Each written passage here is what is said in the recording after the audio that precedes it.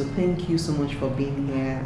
So it's really going to make a difference, to women who are watching this, to further understand that they're not alone, and then they get an insight into somebody else's story. So thank you very much. You're most welcome, Aanu. Okay. So let me ask first, where did all of this start for you? Where did the whole thing start?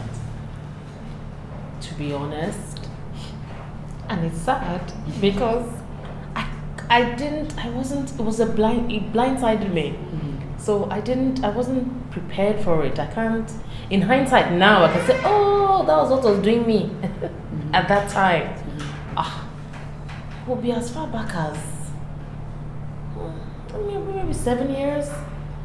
7 years ago, almost 10 years now. Okay. I didn't, and I say it's sad because I was sadly ignorant, intelligent as I think I am. Mm-hmm. I was ignorant about the topic. I mean, it was there somewhere, but you don't. Okay, let me not say you don't, but I wasn't thinking about it. So it was in hindsight, I was like, okay, all those night sweats. So I think I remember night sweats clearly. And I thought I would have to change my top like 3 times within the night. So I thought, maybe it's the environment, or maybe when NEPA takes lights. I live in Nigeria, NEPA takes lights, and when they bring it back on, you cool off. But I remember it was a lot of sweating. And I think that's about how much I remember. Then it's later and I'm like, oh, there was this, there was that, there was this, there was that. But yeah, I think that was those many years ago. Okay. Yeah. So when would you say was your exact aha moment that this is what is wrong with me? At what point? What situation? What was going down? Did you hear from someone, or how? Now that you mentioned it, I think the aha moment could have been Sister's Keeper. For real. Okay. Because half the time I thought I was, I didn't even know there was perimenopause before the menopause. I think, oh God, I feel so embarrassed. No, don't worry, nobody else knew. I didn't know either. So it was, later, I think hot flashes started to arise. Mm-hmm. I'm like, But by the time I had become, I think I've come to a full circle of the menopause thing, I still thought I was in Peri. Apparently all those time of nights was because I was ignorant about the facts and I wasn't keeping tabs. Apparently Peri had buried on for quite a while then, So I was like, oh my goodness, oh that's why I was like this, oh that's what I was doing, oh my goodness, I thought. So I think that's how we ended up here, But I think my awareness became more tangible. I give the credit to Sister's Keeper, for real. Okay, thanks. I have a question. Did you ever go to the hospital? Did you ever go to see a doctor? Do you remember for any of these symptoms at any time? Remember I said it was like a blindside? As in, blindside. I wasn't thinking of menopause. Then again, because I don't know whether it triggers, whether it's the age or the state that also triggers thyroid dysfunctions. Okay. So I'd had challenges with hyperthyroidism many years before. Okay. Then years after, I was thrown into hypothyroidism. Wow. Yes, which has quite a bit of symptoms like the menopausal syndrome. Weight gain was a thing. Fatigue was there. So I would go to the hospital for those. But I remember once the doctor said to me, female doctor, I went to a gynae, and she said to me something about brain fog. I've not heard of brain fog before. That was like maybe 3 years or 4 years ago. I didn't get what she said. Then it was later, I was like, oh, this is what she meant. I mean, literally, you tell me something, literally 1 minute. Let me go upstairs, let me come downstairs, say, hey, what do you say? Let me tell you how I discovered that. It wasn't in the nicest of ways. I remember a few people would tell me, a few of my friends, say, hey, I told you that thing that day. I'll say, I can't remember. They'd be like, almost as if, are you lying? And I'm thinking, really, I can't remember. But you said. Then I had 2 particular friends who are very, they're very astute, maybe because of the nature of their work. So, that day we said this and that. I was almost as if I was on trial. I was like, I can't remember. I can't remember. Then another friend. I'm like, there's something up here. A lot of these people are saying this, and I'm like, really, I can't remember the details. Not say I can't have a conversation with you and not know I had a conversation with you. But the details of what we said, unless the cocoa is really cocoa, I may not remember. Yeah. So it was later that I realized that, oh my God, this might be a thing. And it saddened me a bit because, I like my ducks in a row. I like to think that, my head is on straight, and also it was very humbling. And I'm a budding social entrepreneur, and my program is on how to think. And I say, thinking person is forgetting things. I say, would that not spoil my market like this? So one of the takeaways from that was it made me more empathetic, made me more aware of women and more empathetic, in the sense that I remember one time I shared with my sister that she was, and my sister is awesome. She's been most gracious. So I said, this person said, my friend said this was, and I said to her that, really, if you really knew me as my friend and you remember the sort of person I am, why would I deliberately want to slack? Do you get? I don't deliberately want to be silly. I don't deliberately want to forget things. I don't deliberately want to be irritable. Or deliberately wake up, say, you know what?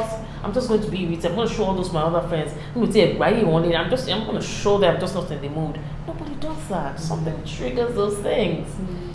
And she was, said, take it easy, blah, blah, blah.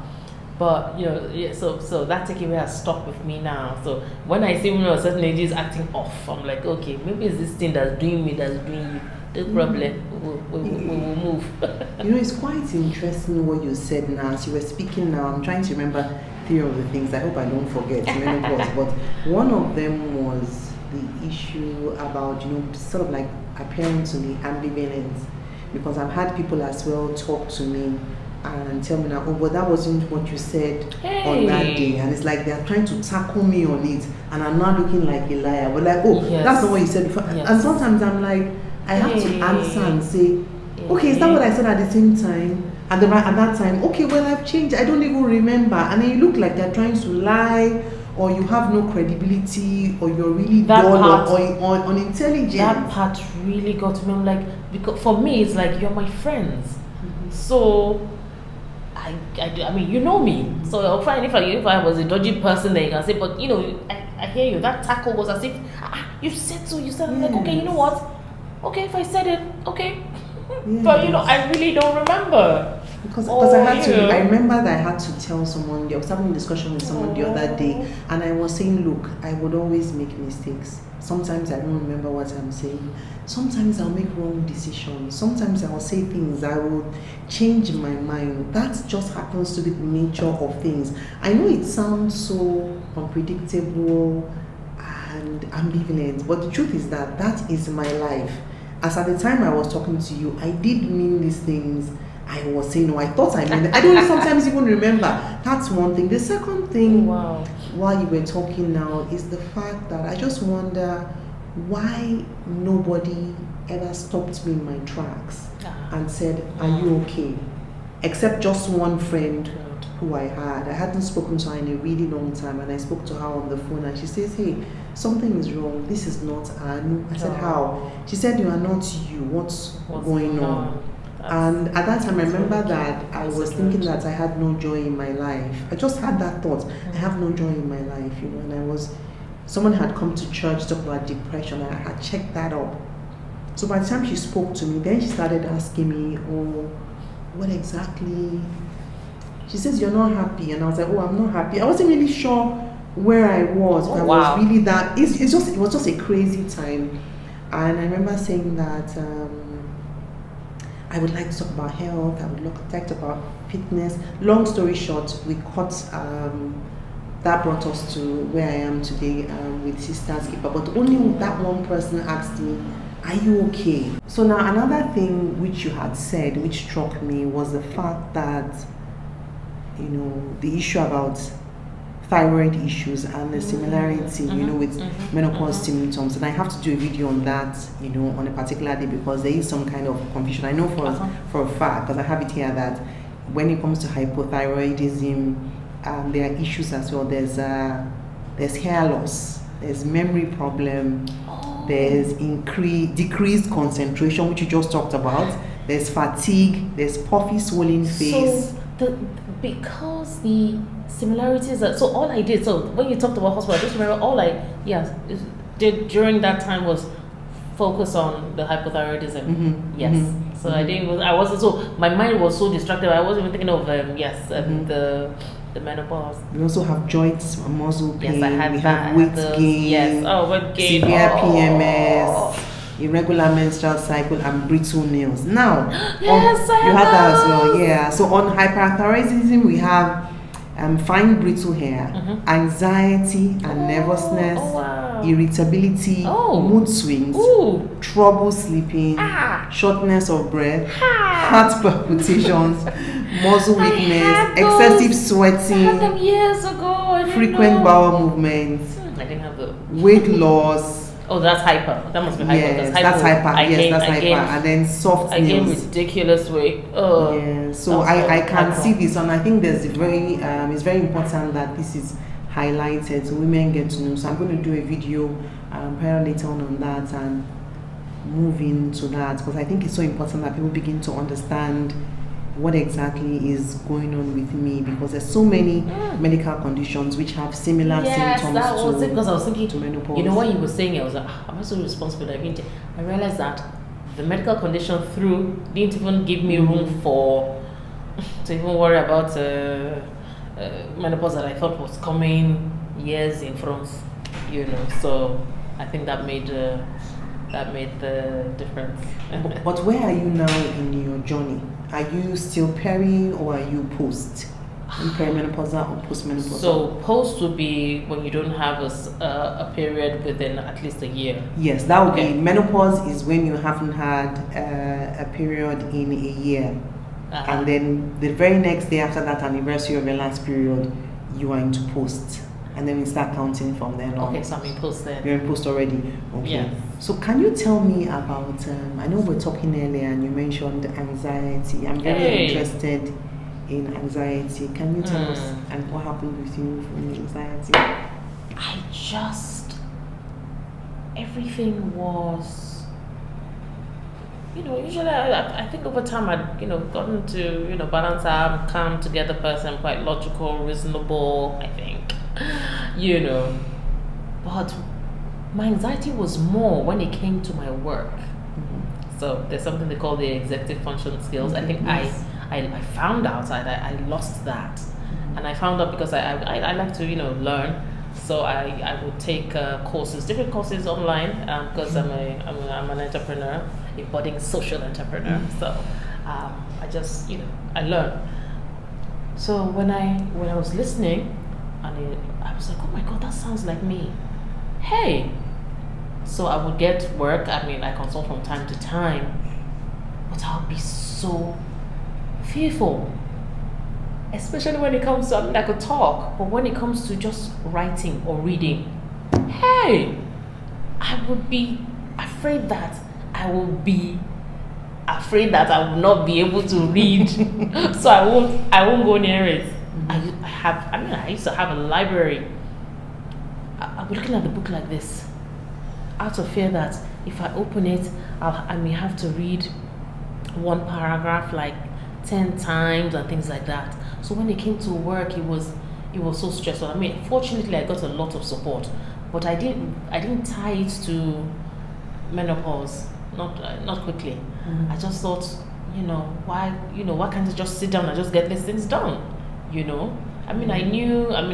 worked as a trainer. That's training, courses and stuff. So I knew that. But I'm like, hey, I would dance around this. I'll do anything but that thing, out of just being anxious and all of that. Then of course, then I'll be calling for help like my life depended on it. I'm like, then at the end of the day, when the thing is sorted, I'm like, why did I go and disturb her? I'm so embarrassed. Everybody will just think that, hey, what's the matter with her?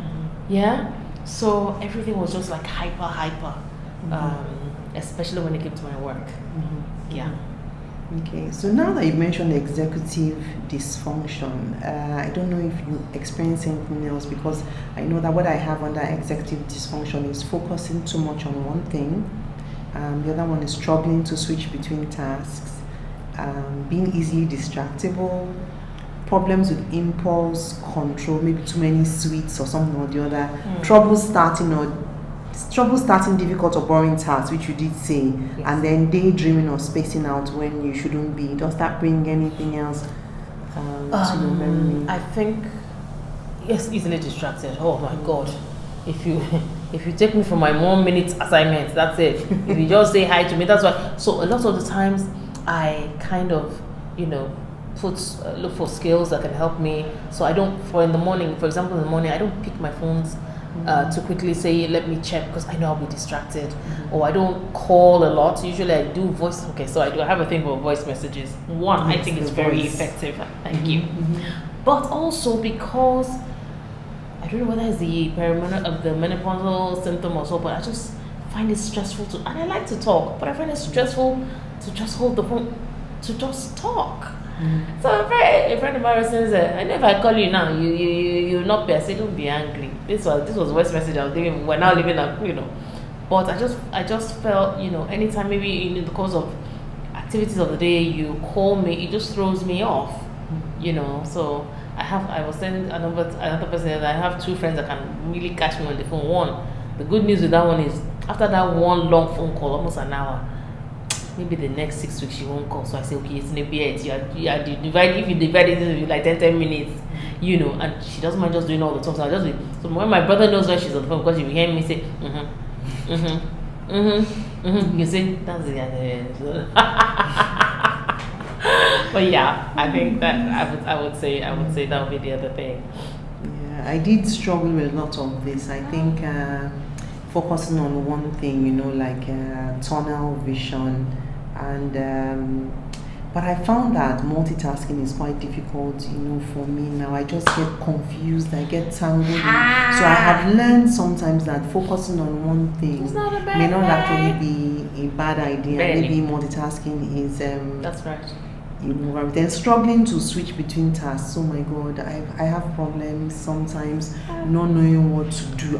It's almost this bad, pick this, pick that, do that, and I'm going this way, and it's like a loop. I'm serious, like in the middle of the day, I'm at work and I can't decide whether I should do the files, do the signing, or call my mom, or call somebody else, or have my tea, or have my coffee. I'm just like moving round and round, and then I am so easily distracted. I had to tell people, look guys, I can only do one thing. I always keep saying I cannot do more than one thing at a time. So if you want me to, you come into my office and you give me a document to work on, and at the same time you want to be telling me about something else, I will just stop you and say, no, I can't do that. I will do only one thing at a time, which is priority for you. This document I'm working on, or what I'm serious, not bad, or what we want to talk about. Then the spaced out. I don't know. It's just so bad. Then the trouble starting difficult or boring tasks.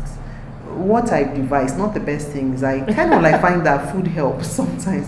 Before I start something boring or difficult, I would look for maybe something in my bag I packed from lunch, and I would just want to nibble on it as if that food gives me some energy to continue. But then I find that when I'm not at work, when I'm home, I'm not hungry. When it comes to work and paperwork, I kind of like need that food to spur me on. Yes, to give me some energy. And once I'm always busy, like, thank God I pack my bag myself, all my healthy food, all my snacks and all that. Otherwise, I'd have been eating something that I shouldn't be eating. So I just have to pick something to start this fire.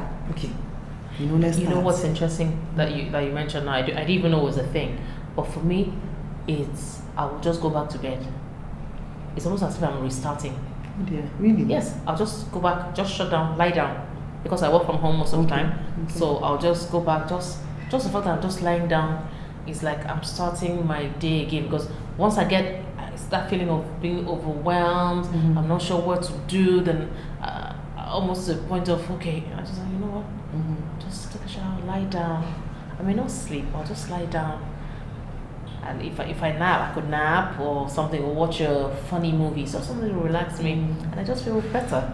So when I get up again, I'm back. That's very I didn't know it was a thing until now that you're saying that I know food can be comforting. Yes. But that. But I'm not hungry. I'm not just hungry. to get you across. Yes, So I just kind of like have to take that thing. You nibble at this, and then I would go on, and I'm nibbling. A literal nap is my own. I just get up again. Just the thought I'm going to lie down and be at rest makes me happy. Then it's just like almost as if I'm starting my day again, sort of. And that day could just be one thing, one thing that I've been dancing on. I just feel as if I can't tackle it after a little rest. Yeah, okay, let's do this, and I end up doing it, and I'm just happy. So it must be really nice to work from home. What is that like? Awesome. However, Tell me about it. of course, working from home has its own disadvantages because in Africa we don't live alone. There's always somebody, Yes. Yes. So just that little, so that's where the distraction comes. One phone call, one family member stops by, one friend wants to say hello. So at some point I have to tell my household people that I know I work from home, but please don't call me for everybody. If you do that, if it's an actual job, I should be at a desk in code for that many hours. But I know it's home, so there's a way you can help me present it. Like, oh, she's busy at the moment, or it's work hours or something. Rather than this person came. Oh, she's upstairs. Oh, go and call her. I'm thinking, hey. So I think I was able to communicate that, and it helps. I think it's just very distracting. I think that's about the only major downside for me. I see. I just had one more question, which was that I know you have your own page, you have your own channel. How has menopause in any way affected your ability to move on? You have Yetunde Durand. Let's talk about it. Has that in any way affected, your output or being able to move on? Now that you mentioned it, Sister Skipper, I must thank you. Really, because how your vulnerability, your honesty, and for me, because you're not just a face, you're somebody I know. Her sister is one of my dearest friends. Her younger sister, we were in school together. Hi, Topsy Lopsy, just in case you're watching. Oh my gosh. So because you're credible to me, I hear you. I know you're not lying. I know you're not just creating content. I know you're seeing what it is. So, and also because I'm like, well, so if she can come through it, so can I. Until you're saying it now, it did not go to me. But thinking about it now, I realized that everything was almost so like a catastrophe. Oh, I felt I failed. Oh, I couldn't continue. Oh, the end of my life. Oh my God. Things that I would easily have, brushed off, just seems so like heavy. Oh, maybe I gave myself a deadline. I didn't meet up with deadline. I've changed too. Those days. Because I'm quite a stickler for time. Nowadays, I'm just saying sorry, I'm late. Sorry, I'm sorry. So sorry. Those kind of things. This kind of things to irritate me before. Now I'm gentle now. Everybody that's late, it's not as if they don't want to be early. Let's ask them what's going on. If they're women, Joe, please just be patient. But now that you mentioned, I think it might have affected my output, because for every time I met a challenge, I just felt like, oh my God, it's not working.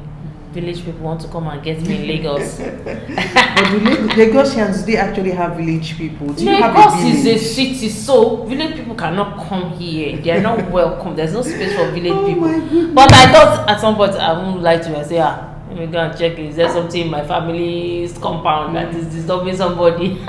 I don't understand why you're not acting, honestly. Can you tell me why you are not acting? It's because you gave me avenue to be displaying small like this now. See, this is my little acting platform. Oh my gosh, I don't understand why you're people say I act, in my little enactment. You do! No. You are one of a kind. You're just going on and on from one thing to the other. Go and watch her program. Scratching head. And wait, there's this one. But I wasn't acting. That's the thing. I wasn't acting. Yes, those are all the symptoms. I tell you 100. I wasn't acting. The itching that happens to your hair where you're itching your scalp is so maddening. you can't sleep. The itching of your body is as if there are insects biting at you. But then each time you lift, particularly on my hands, each time you lift your shirt or your blouse up, there's nothing there. Oh, your symptoms it was crazy. The running to the bathroom, it is real. Oh my the God. chest pain, it is real. That's the truth. It's not acting. Just like, okay, let's assume that I'm having a hot flush now. How does that play out? I wasn't actually planning to be funny, but I hear a lot of people say, "Oh lol, it's so funny.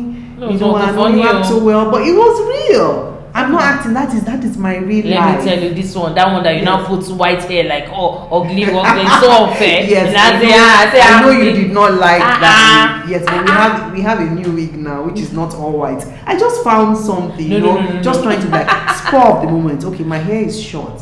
If I want to do a video which shows a transition, difference between when you're in your 30s and your 50s. I know. How do I differentiate, and show that this is me? No, it was very effective. No, you can leave the white on, but just as in, just make me feel, I say, I have a much better one. I really like that. I have a really nice one. I actually like it. This bad. Oh, wow. So I actually feel like that woman. I feel like that woman with the white hair, and you do it so well because it's real. I'm like, but just to see it, I'm like, that's why I was hating on the white wig.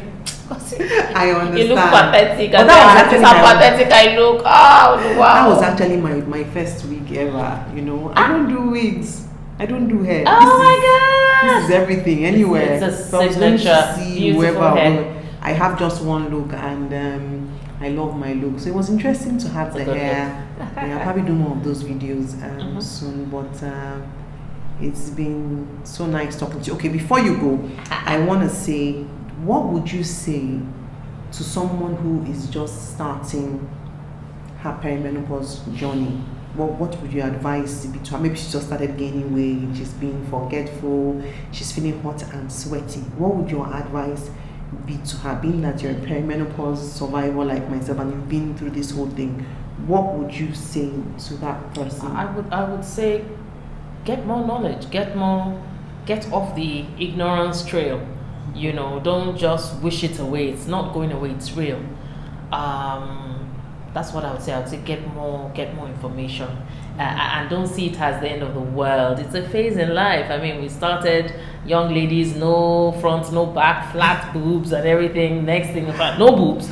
Then we grew into that. Then so I would say before you start to get overwhelmed, realize that it's a phase most women have gone through, and we've gone through success. It may be rough, but successfully. But it can be easier for you with knowledge. And now the word is out there. You have Sisters Keeper and many other people, sharing information on that. So please get knowledgeable. That's what I'd say. And of course, put into practice all you're learning. There's no point in learning the whole thing, then you're still sitting on the floor crying like the end of the world. Nobody's going to come and help you. Sorry. I realize you are going to be the one to cut down on sugar. You're going to be the one to not eat after a certain time. You're going to be the one to push certain boundaries. So, for example, working from home, people have the notion that people work from home are just So sometimes I used to be so nervous about lying down because I'm like, if my people come and say, you're working, this is the work. But I thought, you know what?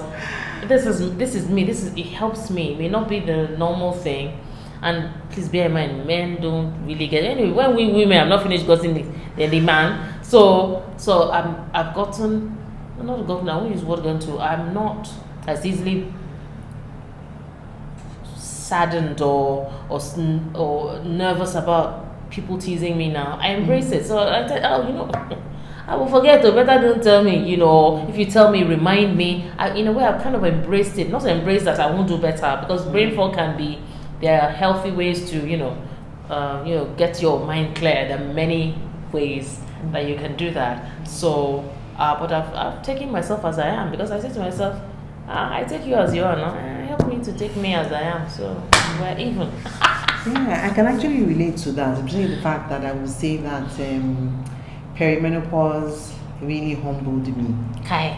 I thought I was so intelligent. I thought I was as sharp as a tack. I thought I knew so much. But like you've said, I have come to find that I'm now the one apologizing to people. Sorry, I forgot. I'm sorry, I forgot. I'm sorry. If it happens like that, take it like that. It's interesting Meanwhile, you thought you were, you know, such a proper Hasn't. individual, proper lady. So together. You know, yes. But then now here, but this is real life. I think the one thing, like I was saying to you earlier, was that perimenopause has it opened my eyes. It opened my eyes to the world.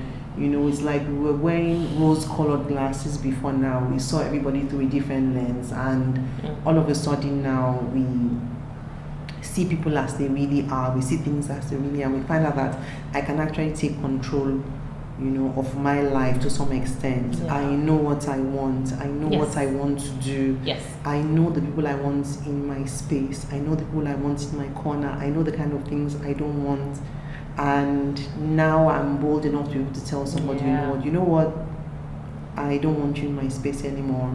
I don't want to talk to you, you know, anymore, because I don't think you're the kind of person that I would want for a friend. In the past, I would probably be shy about it or just manage. I can be so forbearing, but now I've come to a situation by in a couple of relations, actually has to kind of like switch off the light. This relationship is not good for me. It's looking like it was toxic. I probably didn't notice in the past because I wasn't perimenopausal. I could take on the entire world. But now that I am perimenopausal, postmenopausal, I was like, this relationship is not good for me. My energy level is now. Energy is a currency. It's currency, so I'm like, I can't waste it. You have to be careful how we spend it. Yes, I can't waste it. I can't. So, thank you very much. You're I've most had welcome. fun. Same here. Thank you for having me. Thank you. Thank you. Bye.